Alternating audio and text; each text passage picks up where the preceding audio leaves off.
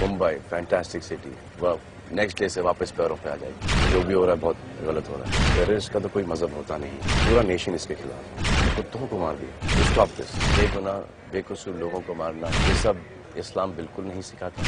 ये कुरान में कहीं नहीं लिखा है।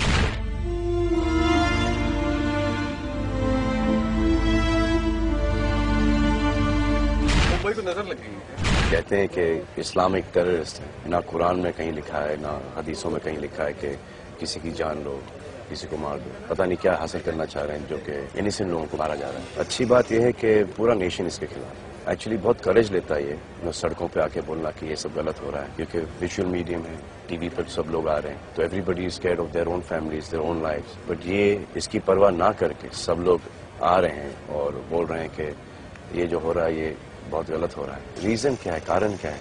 Everything can be settled across the table. तो फिर ये मार धाड़, बच्चों को मारा जा रहा है, बूढ़ों को, गरीबों को। अगर आप किसी बच्चे को गुर्बत से उठा के उसको गलत तालीम दें तो और क्या करेगा? जितने भी लड़के थे 18, 20, 21, 22, 23 साल के, एक ने कहा है कि मुझे 1.5 लाख रुपए मिले, तो he is not doing this for Islam. इस्लाम में तो ये है ही नहीं। या तो आप इन प्रीचर्स, इन ट्रेनर्स या जो भी हैं इनकी बात सुने, या तो फिर जो रसूल अल्लाह ने, प्रॉफिट मोहम्मद ने सिखाई हदीसों में या जो कुरान में लिखा है उसे फॉलो करें। Defining moment for this city.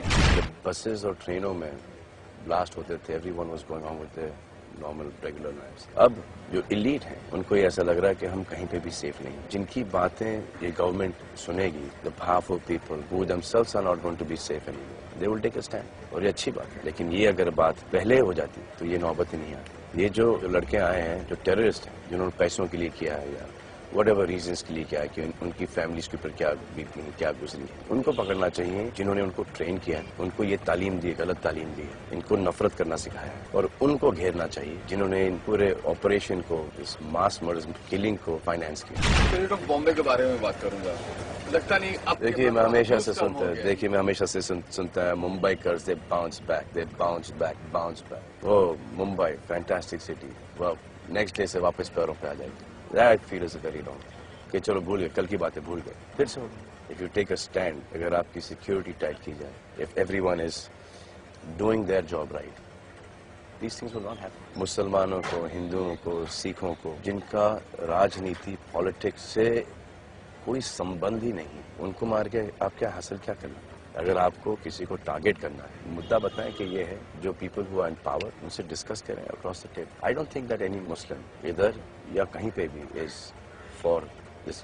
वो 500, 1000, 1500, 5000, 10,000 रुपये कमा लेता है और वो बड़ा खुश है। हम लोग यहाँ पे शूटिंग कर रहे हैं वीर की, सब साथ में काम कर रहे हैं। अनिल शर्मा है, विजय गलानी, मैं सलमान खान, खालिद करके एक मुसलमान है, फोकस पुलर, गोपाल शाह के नीचे काम करते हैं, बहुत सारे लोग हैं यहाँ। इस बार का अप्रोच थोड़ा अलग है शायद, जैसा आपने कहा एलीट क्लास पे हमला हुआ, इसलिए थोड़ी और अवेयरनेस। देखिए कुछ लोग तो एक पब्लिसिटी के तौर पे बाहर आएंगे, some people would genuinely want to come and take this stand. तो पहले रीजंस की वजह से आएंगे, वो धीरे धीरे चुप बैठ जाएंगे। लेकिन जो लोग हैं जो कि सीरियसली कुछ करना चाहते हैं, वो सिर्फ ग्रो करते जाएंगे and they will take it to different level. ये बहुत पहले हो जाना चाहिए। बच्चन साहब रिवॉल्वर लेके एयरपोर्ट पहुंचे थे, तो कहीं ना कहीं ये मैसेज आता है कि अब सेलिब्रिटी भी सेफ महसूस नहीं कर रहा है। We are the softest target. हम लोग यहाँ पे काम करते हैं, 200-250 लोग एवरीडे होते हैं। अब इन 200-250 लोगों के बीच एक ऐसा निकला है, क्या कर सकता है?